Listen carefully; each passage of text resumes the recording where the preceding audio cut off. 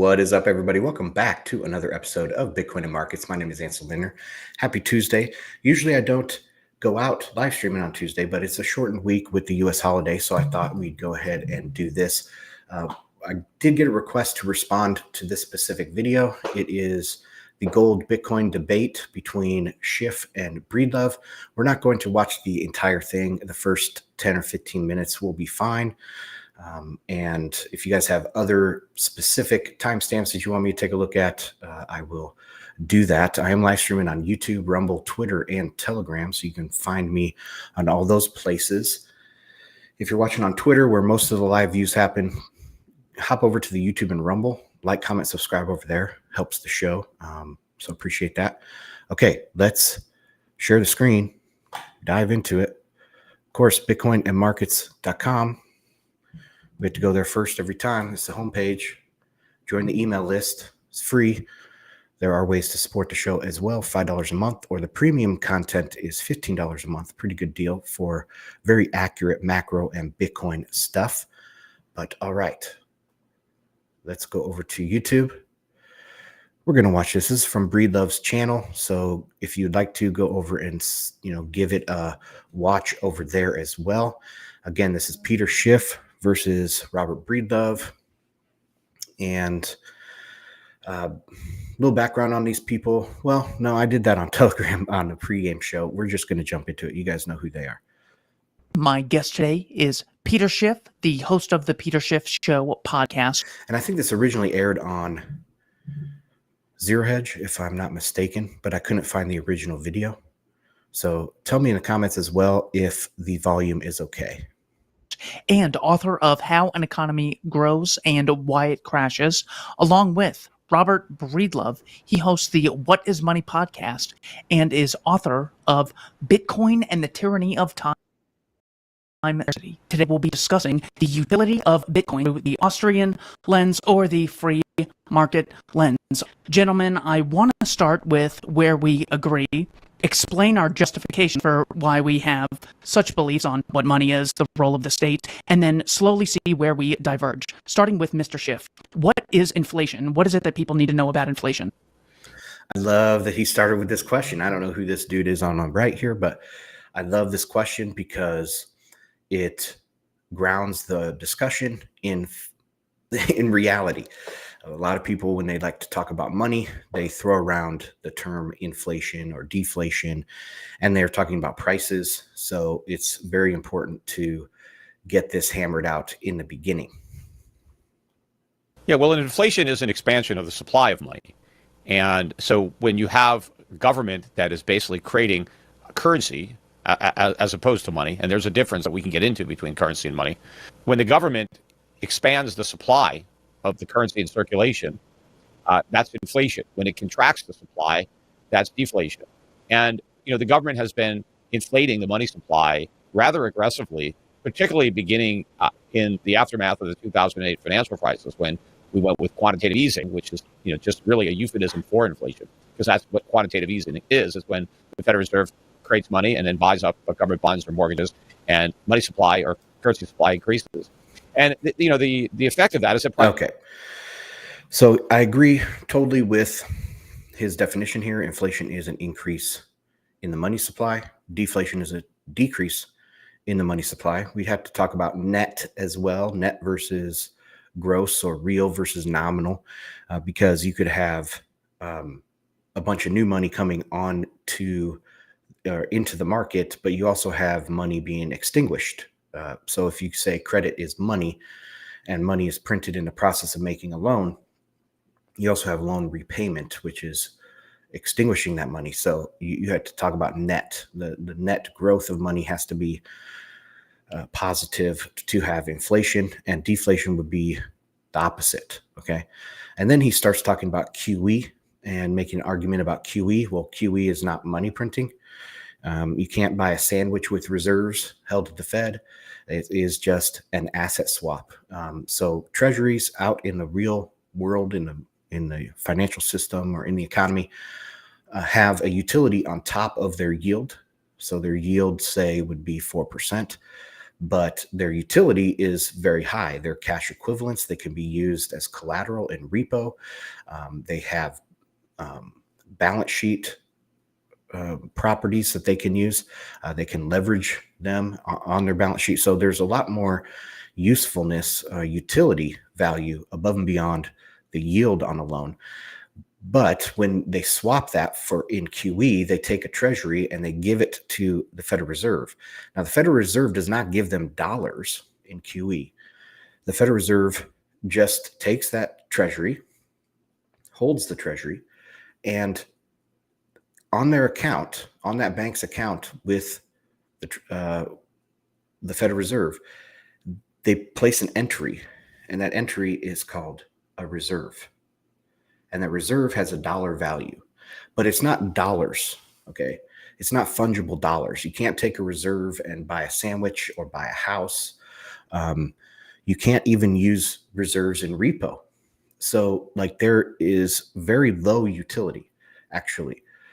So what you're doing is you're taking fairly useful products out of the economy and you're swapping it for an inert reserve at the Federal Reserve. That's what QE is. It's not money printing. So just to clarify that, let's continue. Prices go up, and it offsets the. I'm going to rewind it about 5 seconds here. So we're already adding time to our thing. Or inflation, because that's what quantitative easing is when the Federal Reserve creates money and then buys up government bonds or mortgages, and money supply or currency supply increases. And the currency supply does not increase at all.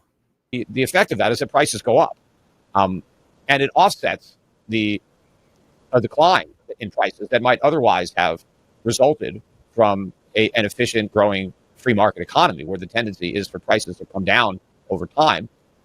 Governments can rob people of those benefits by creating inflation, and so inflation is not just how much prices go up. I mean, that's not just the result. It's how much they might have otherwise gone down had the government not created the inflation that caused them to go down less or to go up. And right now, we've created so much inflation, and especially, since COVID, and we continue. Prices are now rising at a very alarming rate, and that's going to continue for, as far as the eye can see right now. Mr. Okay, so another few things on that is he says inflation causes prices to rise, and that's why people call price increases, they make it synonymous with inflation. One of the things I like to point out here on Bitcoin markets is inflation can also cause prices to fall. Dun, dun, dun. How can inflation cause prices to fall? Well, we've had very high inflation for many, many decades, but prices have fallen for many items. Yes, the CPI as a basket, the way they measure it, prices have gone up, but inflation can actually cause some prices to fall, right? And so how do you balance out what is a benefit of this inflation? Like he was saying, okay, if prices go up, then that harms all of the economy. Well, maybe it's kind of a counterfactual, like we can't say what would have happened absent of the money printing. There could have, like, for example, the last 75 years, if you look at a chart of poverty in the world, when we've been since 1971, poverty has fallen even faster than it was before. Okay, now we live in this era of great abundance that is so crazy high that people can't even think about living in a tiny house. So I've written a recent post on the blog about the difference between a 1950s house and a 2024 house, because so many people comment on, oh, houses are just too expensive to live in today. But, back then, the average house was 950 square feet. The average house today in the United States is 2,500 square feet. But we wouldn't even think about, affording a 950 square foot house that didn't have a driveway or a garage or air conditioning or most of the appliances that we have today. So the living standard has increased, but the price has increased as well. But how much of the price increase is due to the living standard versus the price increase? So what we can do is we can go, and what I did in the post, which I should probably just bring up over on bitcoinandmarkets.com. If I can show more here, let's go down, try to find it. It's controversial opinion, but hey, argue with the facts. Don't argue with the points, not with the fact that you don't like something. Okay, so what I did here was I compared this. So 1950s, 900 square feet, house cost was 11,900. Average income was 3,300. So the price to income ratio was 3.6. Now today, with all the improvements, yes, the price to income ratio is higher, 5.25. Okay, but you have all of these key features that are different. But if you built a 1950s style house today, it would only cost $98,000, right? With the average income of 80,000 is 1.23 price to income. So a 1950 style house is actually cheaper today than it was in 1950. So when you're comparing apples, you want to compare them to other apples, not to apples and oranges, right? So price increases, let's get back to the Peter Schiff thing. So price increases, one, we don't know what they're coming from because prices can go up and down depending on with inflation or with deflation or whatever. It's not like inflation causes prices to go up for everything everywhere. Deflation doesn't cause prices to go down. Actually, deflation can cause prices to go up. So if you are in deflation and businesses are going bankrupt, and then they're not going to be producing their products. And so there's going to be less supply with a similar amount of demand. So what's going to happen? The prices are going to go up in deflation as well. So we can't just say, oh, QE is inflation and it causes prices to go up and it has negative impacts. It's much more complicated than that. Okay. Much, much more complicated than that. Breedlove, what is inflation? What do people need to know about inflation? I think Peter's hit all the main points, right? It's the arbitrary expansion of a currency supply under the monopoly of a central bank. People often get confused between monetary inflation versus price inflation, but monetary inflation is the expansion of that actual currency supply. And then price inflation tends to be the consequence of that. And also, I'll agree with Peter that currency is an application of money. It's not the money itself. I actually think the application of currency and the story behind it highlights why gold ultimately doesn't work as money. So we can get into more of that later. But in general, I'd like to, I don't know when you want to do this, but I'd like to just frame up. All right. So I say that currency is a denomination of money. So a dollar was, well, 1 ounce of gold was $20.67. Then it was $35. So the dollar is a denomination of the money. The currency is a denomination of the money. But what he said there, what did he said he agreed with them and he said something else, but let me just rewind it for a second. Consequence of that. And also, I'll agree with Peter that currency is an application of money. It's not the money itself. Price inflation, but monetary inflation is the That's going to continue for as far as I can see right now. Mr. Breedlove, what is inflation? What do people need to know about inflation? I think Peter's hit all the main points, right? It's the arbitrary expansion of a currency supply under the monopoly of a central bank. People often get... Okay. It's an arbitrary expansion of the currency supply under a central bank. Arbitrary. What makes it arbitrary? Well, you would say, oh, just some central power, the central bank, extends the money supply. But guess what? Here is a hot take, guys. The Federal Reserve doesn't control the money supply. Banks control the money supply when they print money. And I bet if you sat down and you asked Robert Breedlove here, you say, do you not, that money is created in the process of making a loan? And he would say, yes. Robert Breedlove, that the Federal Reserve doesn't actually create money, right? It's banks that create money when they make a loan, right? Well, yeah. Okay, well, let's argue from that point then. Let's not argue from an arbitrary increase in the money supply. The money supply today is not arbitrarily increased. Banks create more loans when business is good. If business is good, they create more loans. If business is bad, they create fewer loans.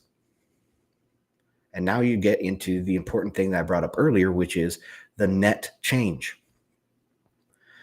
If you were creating more credit in the past and now you shift to creating less credit in banks through loans, the net is going to be negative and you're going to have actually deflation. The Federal Reserve isn't printing money when they do QE because they're creating a dollar denominated asset called a reserve that is not money. So that's under a certain condition that isn't actually a condition of today. See, that's another thing that makes this hard. Are we talking about inflation in today's world, or are we talking about inflation in some hypothetical world? Okay, if we're talking about it in a hypothetical world, there is a hypothetical world that Robert Breedlove is correct. But in the actual reality that we have today, he is incorrect. It's not an arbitrary increase in the money supply under a central bank. That is wrong. Confused between monetary inflation versus price inflation, but monetary inflation is the expansion of that actual currency supply. And then price inflation tends to be the consequence of that. And also, I'll agree with Peter that currency is an At least he said tends to be. Okay. application of money. It's not the money itself. I actually think the application of currency and the story behind it highlights why gold ultimately doesn't work as money. So we can get into more of that later. But in general, I don't know when you want to do this, but I'd like to just frame up my argument for gold versus Bitcoin, because in my view, it's not actually an either or. It's really just a weighting of what type of future you see. Like, do you see a digital future emerging? Okay, now we're getting into the meat and potatoes of gold versus Bitcoin. I'll remind you guys, I've done this several times over the past 6 months, talking about gold versus Bitcoin. We did the Saifedean and Brett Johnson debate a couple weeks ago. And the main point that you have to ask people is, why did gold lose? Why did gold lose? That's what you have to ask Peter Schiff. And then you also have to ask Breedlove this, because he has to be able to answer that as well, to say why Bitcoin will win when gold lost. For mankind, or do you see a non-digital future? And I think basically the way you see that future emerging determines which tool, gold or Bitcoin, will serve your purposes. Yeah. Couple of quick points I wanted to make is I don't think there's such a thing as price inflation. I think that Keynesians like to talk about that, but prices don't inflate. I mean, prices go up and they go down, but that's not inflating. Inflating is expanding. You don't really expand a price. So prices could rise. But I think governments... I do like that point. It's just saying price inflation cedes too much ground to the people that are trying to confuse the terms about what inflation is or is not. I'll also say that, price increases can be a good thing. What's the cure for rising prices? Rising prices is the cure. So prices are important to the economy. They are the only thing that provides the information needed to run a capitalist economy. And Wall Street and academia tries to confuse the public, talking about price inflation, to get people to think that it's the prices that are the problem, or the greedy businesses that are raising the prices. Yeah, it's trying to deflect attention from the real source of inflation, which is the government itself. I might actually agree more with Peter in this show, but let's wait till he talks about gold. But yeah, I mean, I think that we don't have to agree as to whether the future is going to be more digital. I mean, of course it is. I mean, computers are going to be here. They're going to make our lives better. We're going to have more things that are going to be done and automated. And whether or not gold or Bitcoin are going to be, what their roles are going to be, I think is irrelevant to that discussion. I concede that we're going to have a digital economy, but it doesn't mean that we're not going to have to eat. So we still need food. So we can't just have digital food because we live in a digital economy. I need real food if I want to survive.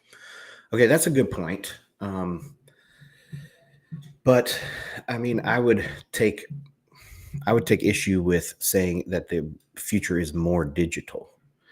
If you guys have watched the show or you're fans of the show or whatever, I think we're with the demographic decline.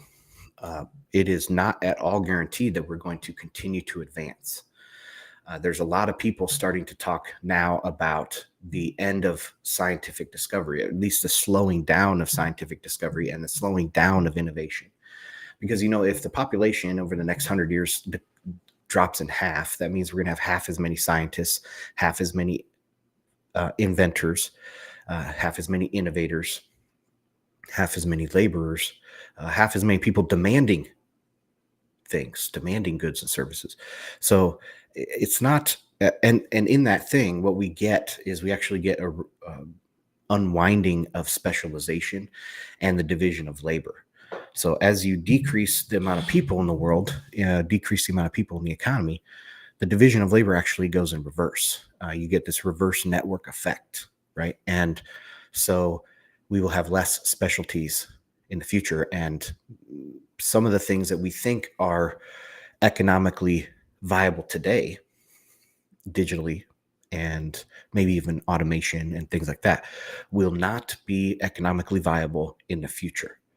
So I don't think it's a given that we get more digital in the future. Some aspects might. I mean, the future that I kind of envision is along those lines of the cyberpunk, where you have some things are very high tech, but there's a lot of squalor. It's not all high tech. There's a lot of high income inequality, and there is high tech, but there's also a lot of low tech stuff. And so I don't think it's a given in that respect. So Robert's argument here is Bitcoin is digital and gold is an analog future. And if we go into a digital future, to the stars and the best possible world, and humanity keeps advancing linearly into the future, which is not at all going to be the case, then you have Bitcoin. And then if you think we're going to somehow revert back to analog future, then that's going to be gold. But actually, it's going to be somewhere. That's a false dichotomy. There's going to be something in the middle there. So anyways. Gentlemen, the only reason I started with inflation is I want to see where we agree and what our justification is so we can finally extrapolate our reasons and then see where the divergence is. So I'll say that I fully agree that inflation is a euphemism, and it's basically comes down to, is your currency being depreciated or is it appreciating over time? And I'll say currency specifically because that's what the central bank is ultimately printing. They're not printing the underlying, which is gold. Robert, what is fiat and what is the primary issue with fiat money? Yeah, so fiat currency is basically the culmination of fractional reserve banking. It's zero reserve banking, right? It's paper currency with no underlying. It is not redeemable or convertible into specie of any kind, whether that be gold, silver, or any other monetary metal. The problem with that... Notice the words you use, convertible and redeemable. It is convertible, okay? You can go to the store and buy a gold coin with your fiat dollars. So it is convertible. Okay. Now what, Breedlove?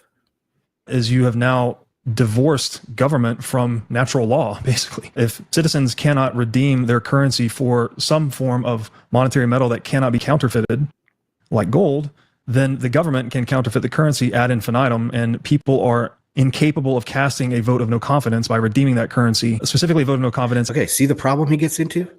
You can go and buy gold. Go to the freaking store and buy gold, buy silver coins.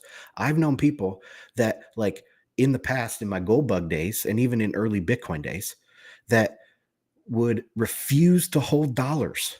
And they would take every dollar to the gold store and buy gold and silver coins. And they would walk around with gold and silver coins in their pocket. And they would, every time they made a purchase, they would ask the person, will you accept this silver coin instead of dollars? You could do that right now, Mr. Breedlove. There's nothing stopping you. So all you're ranting and raving about that it's counterfeit and the people don't have a choice and all this, of course you have a choice. Buy gold, Buy silver, buy Bitcoin. And before Bitcoin, you could have been buying gold and silver, but gold lost for a reason. That's bringing back the only question that you need to ask these people. Why did gold lose? And if that is the case, why can Bitcoin win? They can't answer you because they have a false sense of the problem or a false understanding of the problem. We don't live in a fiat currency world. We live in a credit-based world. Credit money is what we have today. If you look at Mises's tree of money, the diagram that shows all the different money substitutes, money in a narrower sense, a broader sense, whatever. And you look at money, it is commodity money, fiat money, or credit money. We do not live in a fiat world. We live in a credit world. It's not counterfeiting when they print money in the process of making a loan, because that's the type of money we have. If we are backing the dollar off of something, what are we backing it off of? We're backing off credit.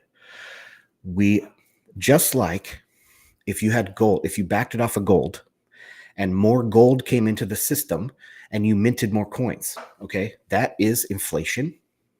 That is increasing the money supply, but it's not debasing. It's not counterfeit, right? So in a credit-based world, if you back the money off of credit and you create more credit and then more units, it's not counterfeit. This is arguments are just all wrong. They don't, like, theoretically, like I said, there is a theoretical world where this is the case. It's just not this world. It's in the irresponsibility of their monetary policy by redeeming that currency for specie and taking it a step further, exporting your specie to another country, to another jurisdiction that has perhaps a more responsible monetary policy. So the fact that we have the entire set of 200 some odd nation states on a fiat currency standard today, and we've been on it for over 50 years, I think is a very dark realization in understanding the historical progress of mankind. And I think, how did we get onto that standard there, Mr. Breedlove? How did we get onto it? If it's so inferior, how did we get onto it? When you look at the data, it really bears it out that fiat currency has been almost universally destructive, right? We've seen debts at all-time highs, private and public. I won't even go into the gamut of data. I'll just point people to the website, WTF happened in 19.com. It's economic, it's social, it's even physiological. Addiction rates are up, suicide rates are up. Everything's coming off the rails since we've engaged in this endless currency counterfeiting experiment called global fiat. Yes, look at what you are doing, Mr. Breedlove, right now. You're speaking to a global audience on technology that was not even available 20 years ago. Okay? You are living at a very high standard of living. We all are relative to the past. So yes, I agree 100%. There are markers of deterioration in the well-being of humans as a species. Okay? All those things that he mentioned.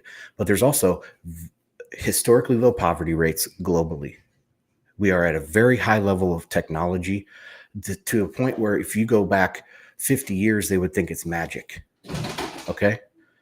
So no, we do not live in some horrible, horrible world. I mean, if you went back 100 years and you asked those people, would you rather live in your shithole that you live in now, or would you want to come to this environmentally perfect, sustainable house that has air conditioning and heating?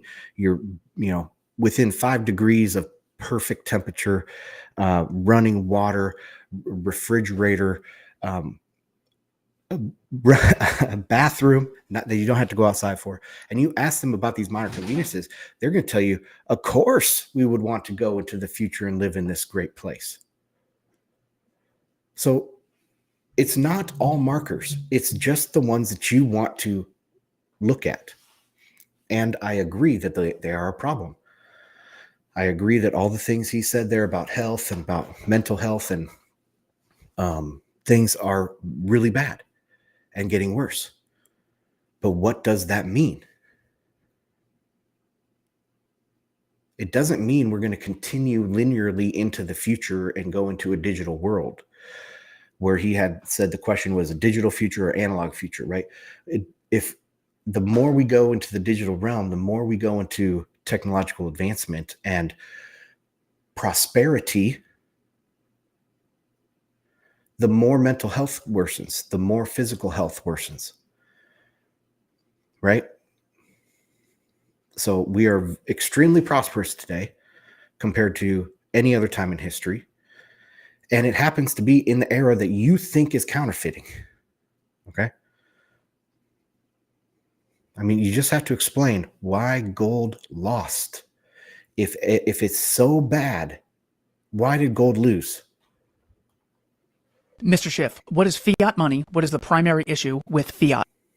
Okay, so first of all, we should talk about what currency is before we talk about fiat, because currency was really invented as a money substitute. So money would be a commodity, an actual commodity that has value, that people need and people use, but that is a commodity that the market has decided to use as money because it's the most liquid of all the commodities. Money was an invention that allowed man to move beyond barter. Right? Before money, people traded goods, but it was cumbersome because you needed a coincidence of needs. If I was a baker and I wanted some candlesticks, I needed a candlestick maker that wanted my bread or whatever I baked. So, but man eventually found out that they could have one commodity that be used in exchange for all other commodities, and gold was basically the commodity that ended up being money. I mean, other commodities have been money, and they can be money, but gold just fulfills that role very well for a lot of the properties that the Bitcoin copied.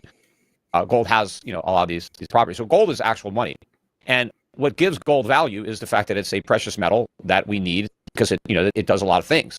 And so if I'm a baker and I sell my bread and somebody gives me gold, I've received something of value in exchange for my bread. I've got gold. I've got a commodity. Same thing if you're a worker. If I work all day and my employer pays me gold, I exchange my labor that has value for gold that has value. I don't need to use the gold. I don't have to be a jeweler and make jewelry. I don't have to be make computers and use gold to conduct electricity. I can then take that gold and give it to the candlestick maker or the butcher. Everybody can circulate it because we know at the end of the day there's somebody who needs gold. There is a business that's going to need it. Somebody's going to need it. There's a use for it. Even if I'm not going to use it myself, I can give it to somebody else because of that. Now, so money has value because of its properties, its intrinsic value. Currency, the intrinsic value. When I said I was going to do this, somebody put in Telegram, they don't listen to Peter Schiff anymore for like the last 6 years because it's all intrinsic value arguments. The origins of currency was to make money easier to negotiate, easier to deal with. So rather than me having to lug around my gold, we could issue notes that were redeemable in that gold. The gold could sit in a vault with a blacksmith or with a bank, and notes could be issued that were obligations to pay that gold to the bearer of those notes if they demanded it. And so those notes became currency. Currency doesn't have any intrinsic value. It's just a piece of paper with some ink on it. But currency derives its value from the gold that backs it up. And in fact, all the original currencies in the United States, first they were issued by private banks, and then they were issued by the government. But there was always gold that gave them value. Fiat currency is a currency that's not backed by real money, right? It's okay. I have a question here.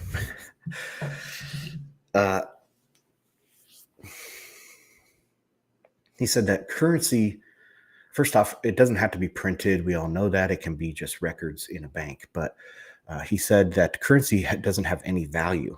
Okay, well then why do it? He said why you do it. There's utility to it. So of course there's some value. There is value in the currency above and beyond the gold backing, or else you wouldn't do it, right? It would be a waste of time. So an example of this is when you buy gold bullion, okay? You can buy a nugget of gold, rough, out of the ground nugget of gold, and it's going to have a certain market price. All right, let's say it's 99.9% pure. It's going to have a certain price per weight. But when you mint it into a coin, that coin is going to be more valuable. Literally, it's going to be more valuable. Why? Because of the form that it comes in. Okay? The form that it comes in. So when you create a recognizable form, then It actually has more utility and more value. And also that extends to currency. Now, yes, there is a problem of breaking the backing, which is bad, but there is a value in a note, in a paper note, and that, or else it wouldn't be used. Okay. There has to be some value in that. He also said that gold, look, this is the intrinsic argument debate, that gold is used in industrial uses. There's other utility for it in jewelry, in electronics, and in decoration, even things of that nature, and dentistry. So there are uses for gold other than money. However, he doesn't realize that that's actually a drawback.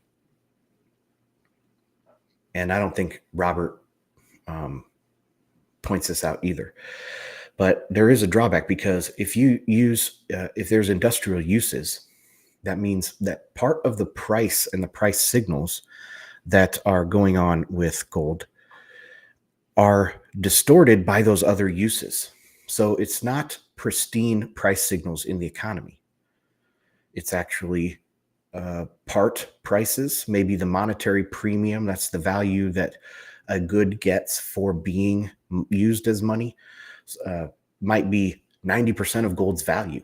Okay. But that 10% that is industrial uses is a distortion on the pure pristine price signals in the economy, because there is going to be influence from other uses than pricing.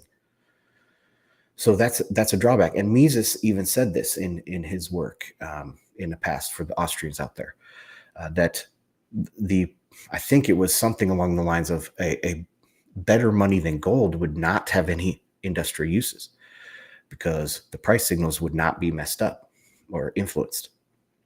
So that's what I would say about the intrinsic value argument, which intrinsic value does not exist, right? Everything is a speculation. Everything is subjective value. It just is, right? The government just says this is the money, and it's not backed by anything. Now, the difference between a fiat currency and a legitimate currency is the fiat currency, a legitimate currency, derives the value from the money that's behind it, and fiat currency derives its value mainly from confidence and faith, because the government has decreed this to be legal tender. The public believes that it's going to hold its value, and it believes that it has value. A lot of that comes from the fact that the government requires the payment of taxes in that fiat currency, and so people do need to accumulate it in order to pay their taxes. But at the end of the day, even if the public loses confidence, if it loses faith in the future value of that currency, it's not even going to matter that it's legal tender. It's not going to matter that it's required for taxes. Its value could just collapse. There could be hyperinflation. So I think the most important significant difference between... Okay, there he used the term hyperinflation, but he was talking about prices and not the supply. So he is guilty of what he is talking about, or what he pointed out earlier. Also, yes, I agree with him. So why hasn't it happened? How did gold lose in that situation? Fiat and legitimate currency is not necessarily that the government has given it a legal tender status. It's the fact that its value is derived from confidence. People have to believe in it. That they have to believe that people will want it in the future, that it will hold its value into the future, and that's what gives it its value. It's that confidence. It's that faith that it will be accepted in exchange for goods and services by others at some future date. Mr. Breedlove, what is the important difference between money and currency? And please work in your explanation of why fiat is any more of an issue than people think it is. Yes, I mean, Peter's pretty well captured it, but I'll try to say it in simple terms. Currency is basically a promise to money, right? To deliver money in the future. It's a debt instrument. It's an IOU. And a legitimate currency would be when that promise is kept. And an illegitimate currency would be when that promise is broken. Simple as that, right? A fractional reserve bank would basically be one that issues more liabilities than it has assets and reserves. So it's running an insolvent business operation, basically a confidence game. So long as not enough people all seek to redeem their currency at once, the fraud can continue.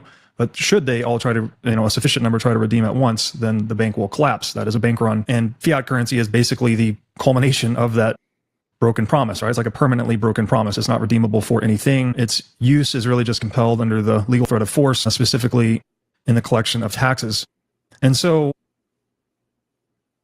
yeah, well, fiat currency, it's not just that there's It's not just a broken promise. They don't even make the promise. There's nobody, the U.S. government doesn't promise to pay anything for. I'm saying for Federal Reserve 1971 notes. was like the permanent breaking of that promise. So since In 1971, we defaulted, so the dollar was more of a legitimate currency in that foreigners could redeem their Federal Reserve notes for real money.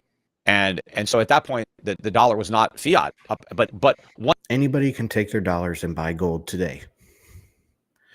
There was a period in time where it was illegal for U.S. citizens to buy specific types of gold, but it was always used in dentistry. It was always used in different things, different types of art. Collectors could always buy and sell gold, and silver was never under those same restrictions. So people could always turn their dollars into gold or silver. And again, the question is, why didn't they? The threat of force, okay, the only thing you could say is, oh, you have to have it for taxes. But look, if I can easily go out onto the free market and change my dollars, my quote unquote fiat dollars, which we know they're not fiat, they're credit, but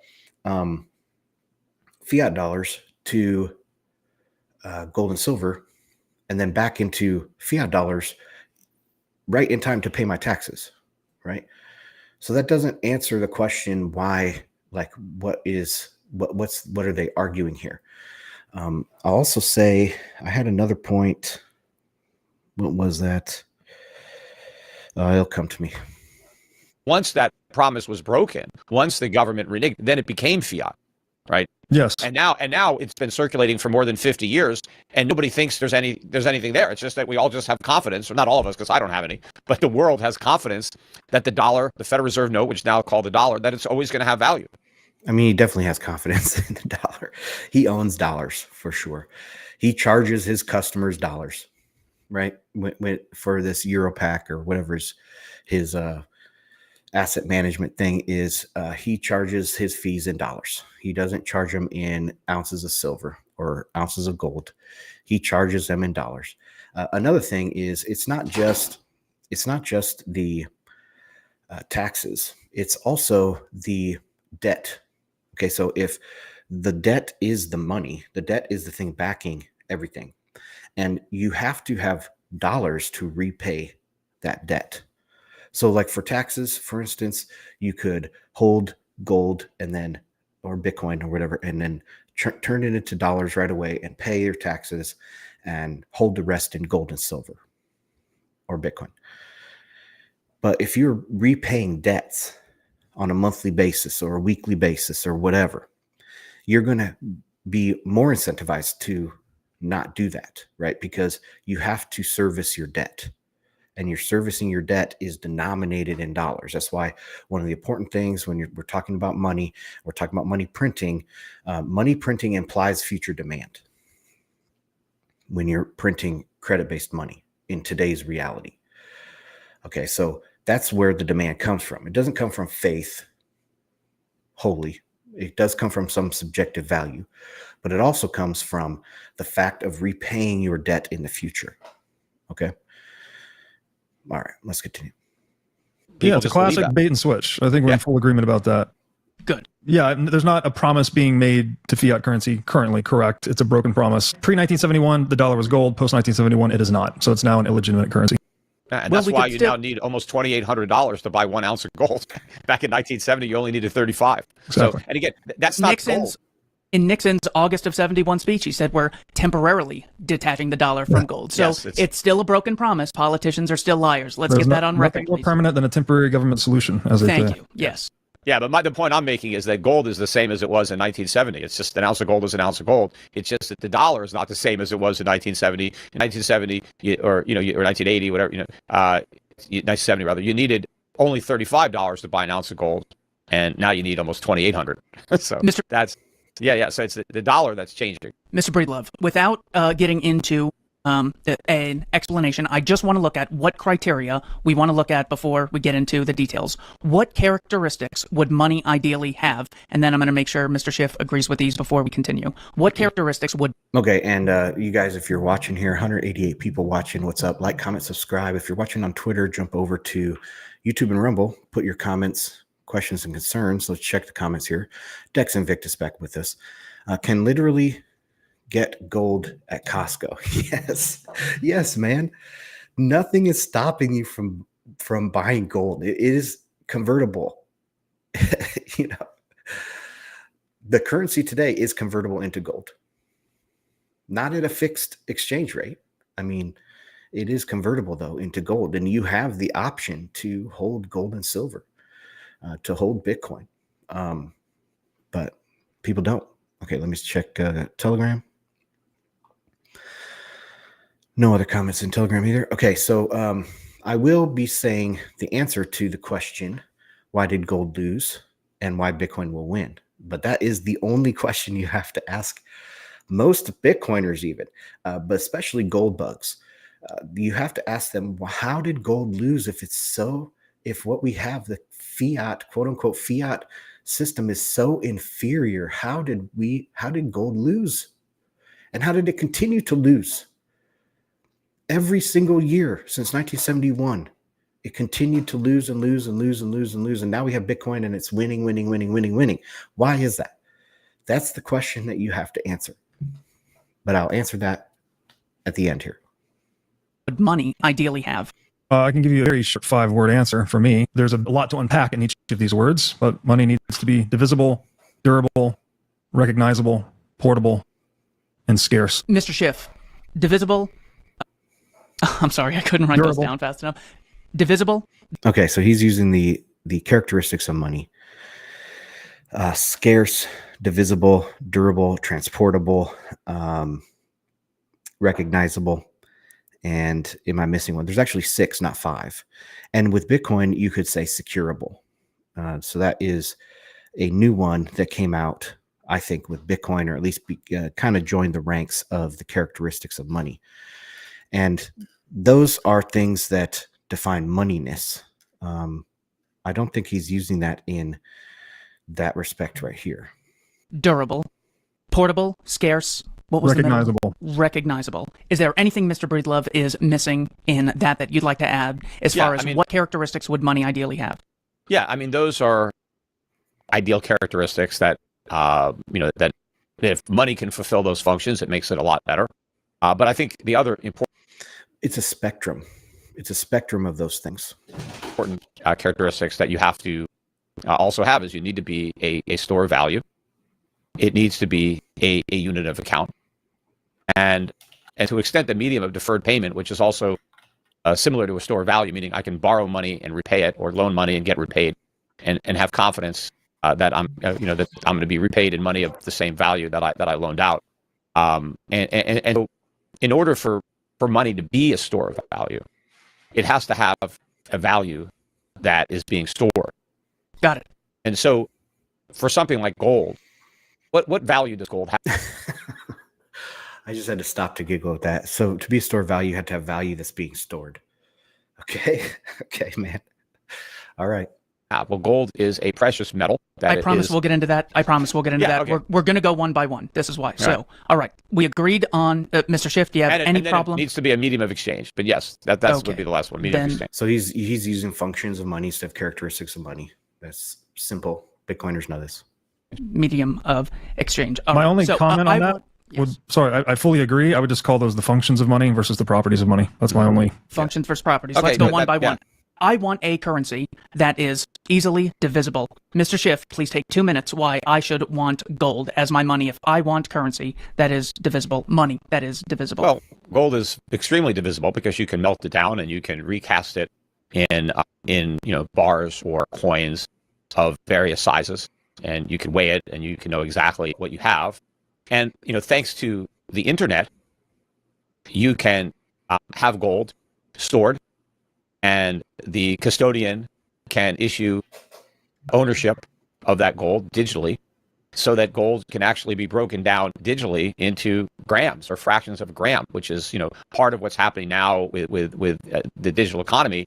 In the past, when gold worked very well as money, I thought it was interesting that, Robert said that gold hasn't worked as money. Well, I mean, it's worked fantastic for thousands of years. That's why it became money. It didn't become money because it didn't work. And it also lost. It also lost. Why did gold lose, Peter? Money because it worked really well.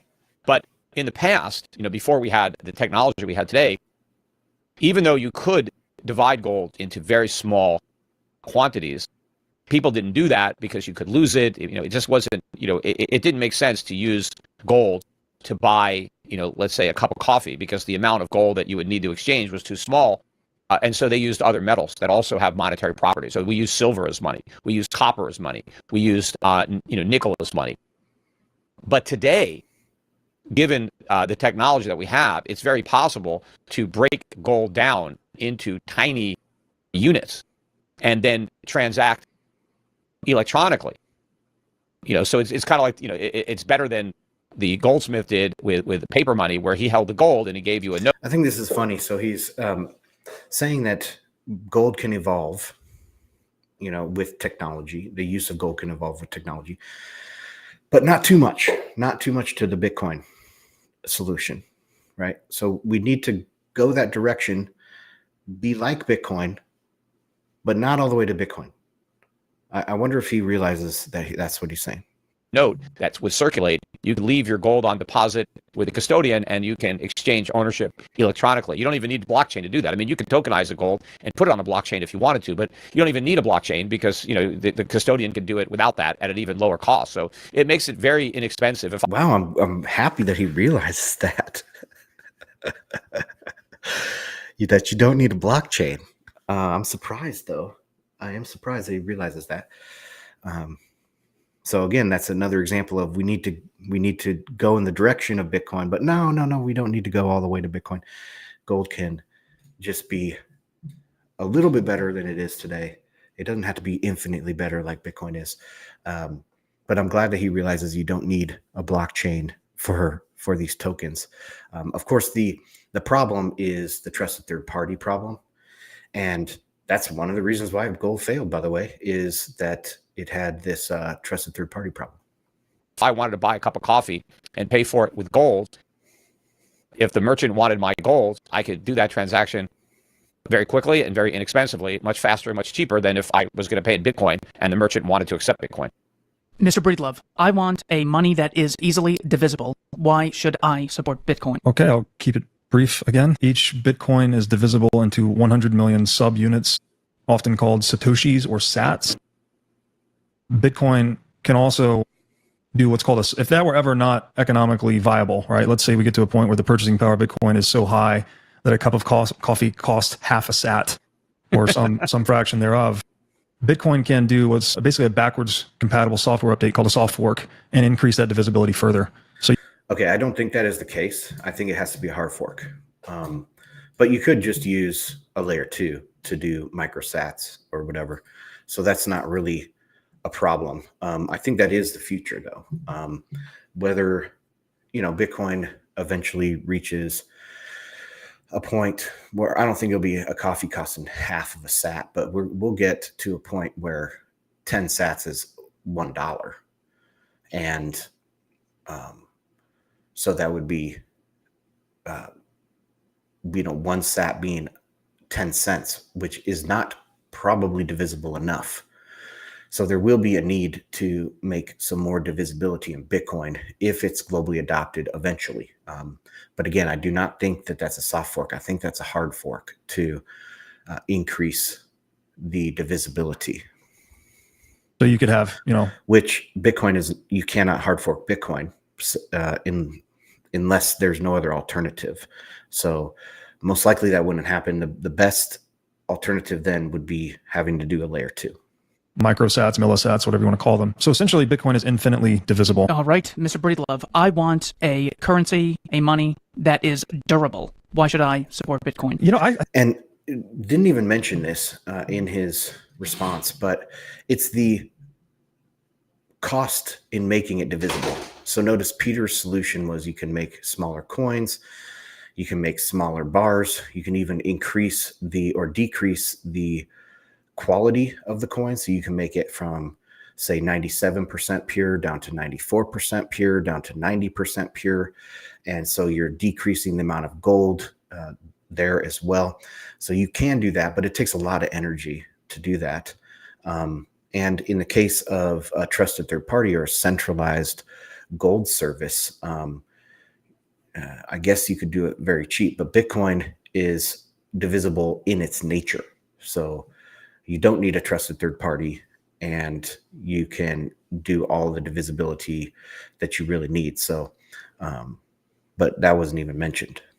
So it's better in divisibility. So if you're, like I said, it's a spectrum. These characteristics are a spectrum. And if you're going to rate gold versus Bitcoin in divisibility, Bitcoin wins by a lot. Okay, it wins by a lot. I think I need to say a couple of things about this Bitcoin versus gold thing before we continue, because ultimately I own both, right? I don't know if Mr. Schiff does or not. I know he owns gold. I don't know if he owns Bitcoin. For me, it's like, okay, gold, as an example would say, is the trust minimized asset. That is the store value function that we talked about earlier. That's rooted in the monetary properties of monetary metals in general. But because gold has superior relative scarcity to all other monetary metals, it's the best store value or means of preserving purchasing power into the future. That's great. Gold's awesome. 5,000 years. I like to own it. Should we degenerate into a future that is a little more dystopian with no electricity, internet, or AI, then yeah, I want to have some gold for sure. Bitcoin, on the other hand, is this 15-year-old digital disruptor to gold. And I think to the extent that we look at the future as one in which that is characterized by electricity, internet, artificial intelligence, is the same extent to which I would think Bitcoin would be a dominant money. And you might ask why. And my view is that Bitcoin is the only money that can be transacted across the internet and telecommunications networks without dependency on the promises of others. All right. And we're back to that word promises, right? Which was the operative word between currency and money. And so now this is also true for gold. If we are going into that future that's no electricity, internet, no AI, then you do need gold to transact trustlessly between people in physical space. So that would be my view, just to finish the point, is that weight your probabilities. Like, do you think we're going into this world or that world? And then just weight your cash balances accordingly. False dichotomy. Bitcoin would lose for the same reason why gold lost. And maybe this is the point I should get into it. We have 207 people watching. It's 58 minutes in. We're just reacting to Robert Breedlove and Peter Schiff in their gold versus Bitcoin debate. I've said this many times in reacting to these types of debates. Bitcoiners and gold bugs both have to answer the simple question of why. Well, it's not simple, but it's easily stated, is why did gold lose? If fiat money is so inferior, why did it lose? And in the same breath, they have to answer, why will Bitcoin win if gold lost? So if you answer that gold lost because the government, then you have to say that Bitcoin will likely lose because of the government. All right. You have to have an answer that works for both. And here you go. Here's the answer. We don't live in a fiat-based system. We live in a credit-based system. Back in the day, after World War II, we were on Bretton Woods, and there was the Triffin dilemma. How do we export dollars to the rest of the world if everybody's on a dollar standard?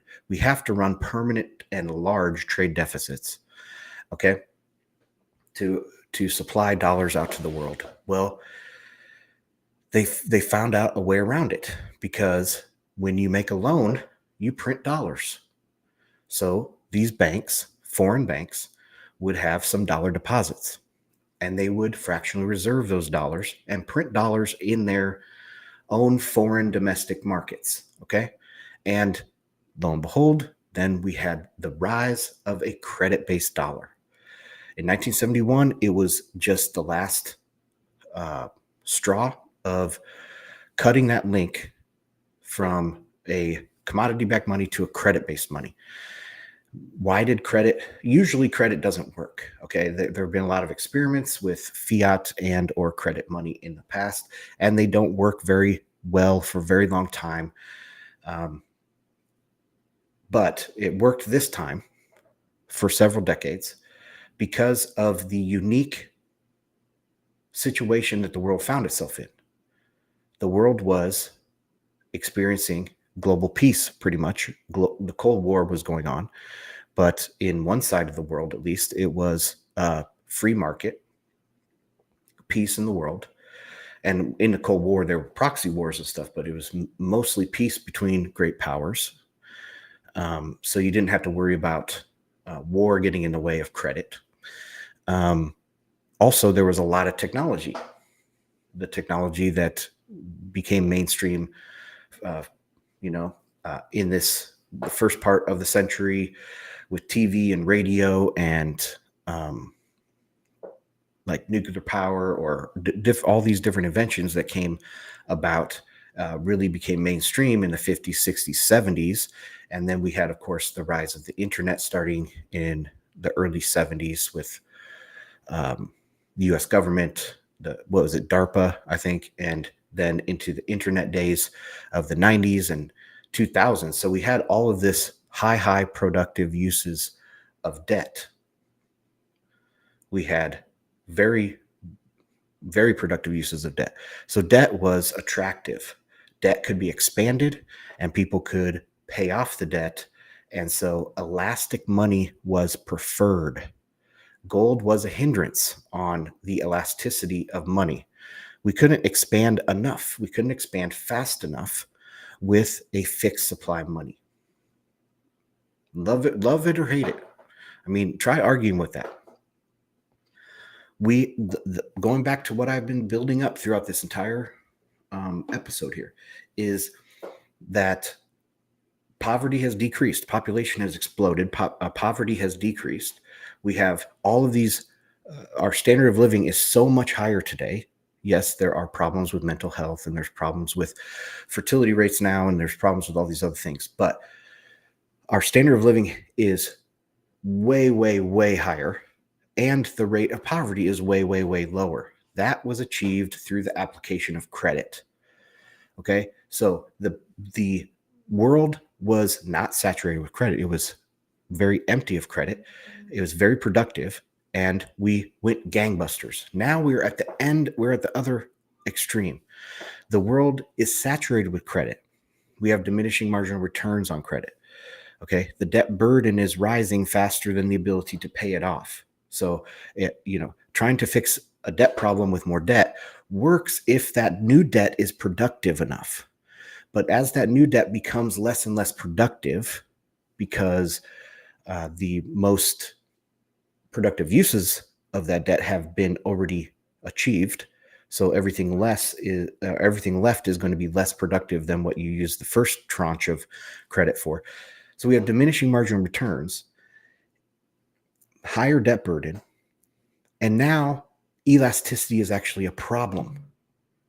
So where elasticity of money supply was a benefit in the second half of the 20th century, elasticity is a negative in the first half of the 21st century. So that's why gold lost and why Bitcoin will win. Now, in the absence of Bitcoin, like let's say Satoshi never invented Bitcoin or discovered Bitcoin, whatever term you want to use there, then we would go back to gold. Because we are going back away from a credit-based money. Because elasticity has become a negative. All right. And all of those things that Breedlove says that have increased, the negative things that have increased because of fiat money, those negative things are actually from a credit bubble. Those are the negative impacts of the ending of a credit bubble. And so we are going to naturally go back towards commodity money. So that is why gold lost and Bitcoin will win. And these guys, these gentlemen here, they cannot articulate that. They cannot articulate why gold lost and Bitcoin will win. Using consistent logic, they cannot answer that question. So anyway, that is going to be that. Let me check and see if there's any comments here. 207 people watching. Jump over to YouTube and Rumble if you're watching on Twitter. Like, comment, subscribe over there. Appreciate everybody that supports the show by doing that. Let me check and see Telegram if there's anybody in here. All right, so I am live streaming today. Usually I'll do Monday, Wednesday, Friday, but we have the holidays coming up, and I am going to be busy for most of the rest of the week. So thank you for joining me. Check out bitcoinandmarkets.com. Let me just go back to my webpage here. I do write. I've been kind of slowing down a little bit on my blog posts, but I do write blog posts over here. I do a free weekly newsletter that comes out every Monday that we go over here on the live streams as well. So join the free email list, and you can support the show there as well if you'd like to. So that's going to do it for me today, guys. Have a great rest of your day and happy Thanksgiving, and I'll see you on the next one. Bye.